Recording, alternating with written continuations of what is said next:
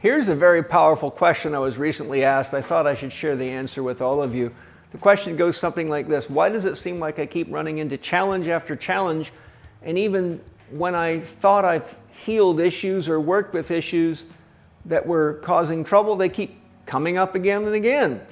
Well, that's a good one, and that has directly to do with unconscious programming and unconscious behaviors and unhealed traumas. So what happens if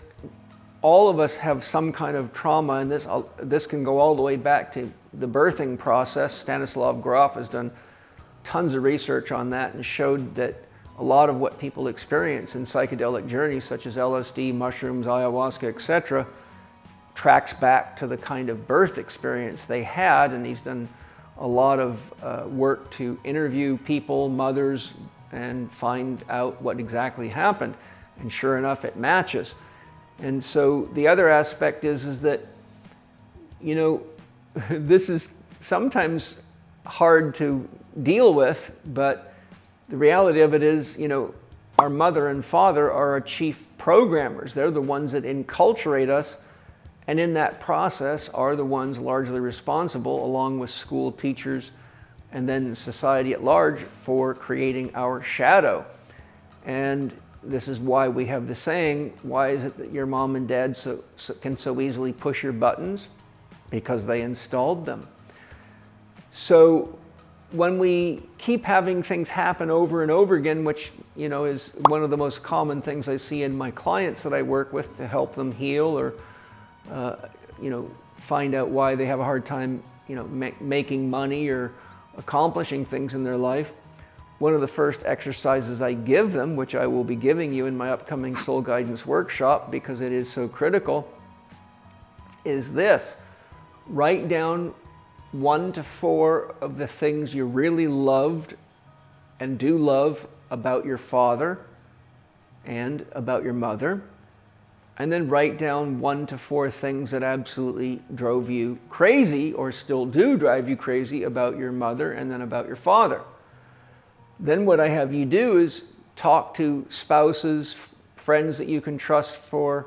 honest feedback, people that have fired you if that's happened from past jobs, people you've had broken relationships with a divorce or divorces with, and put in front of them those qualities, positive and negative, of mom and dad, and ask them, instead of just focusing on the negative, say, I'm doing some healing work on myself. If you could support me in identifying which of these qualities, positive or negative, that I expressed in my relationship with you, and if there's any of the negative qualities of my mother or my father that you feel were challenging to deal with in our relationship, would you please be so kind as to identify them for me? And lo and behold, what you find out when those questionnaires come back is that almost always, with rare exception, the things that cause the most problems in relationships, not only with people and themselves, but in relationships with others, are those negative qualities of mother and father. And the reason it's such a shock is because people are unconscious, because the grand majority of our enculturation, our programming, and the coping strategies we develop in order to be loved, wanted, feeling wanted, felt connected to, needed, and valued by mom, dad, and progressively larger aspects of our family, were the things that we had to force ourselves to do, such as maybe we really liked to eat certain amounts of food and they called us a pig and criticized us, or maybe we loved art or music and they criticized us and made us feel bad about ourselves. Maybe they were verbally or physically abusive. Maybe they were seemed to be more in love with one sibling than the other, or spent so much time at work that it felt like they didn't care for us. And so those habits and those triggers become built into our unconscious. And if we've been traumatized, those triggers become built into our unconscious.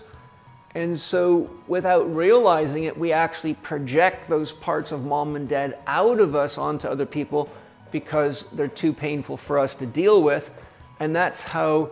Great Spirit, if you will, guarantees that these things will show up in our life so that we can actually heal them.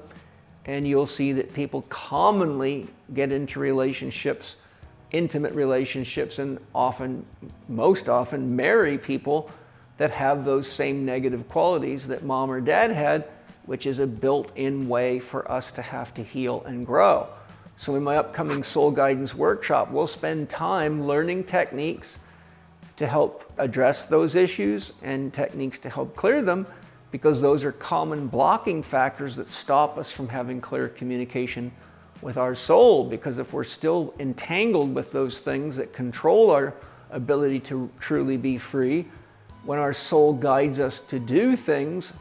that seem to be antagonistic to that programming, it can be very scary, and the ego can actually start impersonating the soul, and then we can get very upset and frustrated because we can't figure out why our soul keeps telling us to eat more Oreo cookies, have sex with people that we shouldn't be having sex with, etc. So it's really important to learn how to work with the unconscious, how to do our healing work, how to explore our body's needs and our subconscious mind, which is the wisdom of the body, and how to become conscious about what it is that we really want and get guidance from our spirit soul. And that way we can put consciousness into the dark areas of ourself and learn to convert these challenges into opportunities for personal growth, which is really what we're all doing here in the great big spirit gym. So I look forward to sharing more with you at my upcoming Soul Guidance Workshop. See the information in the information box below. You can go to the website, check it out, and come join me and a lot of amazing people that are ready to heal and be the change the world needs now, and love to share the beautiful views, great food, and amazing water we have here at the Rainbow House with you, as well as some great practical education. Aho.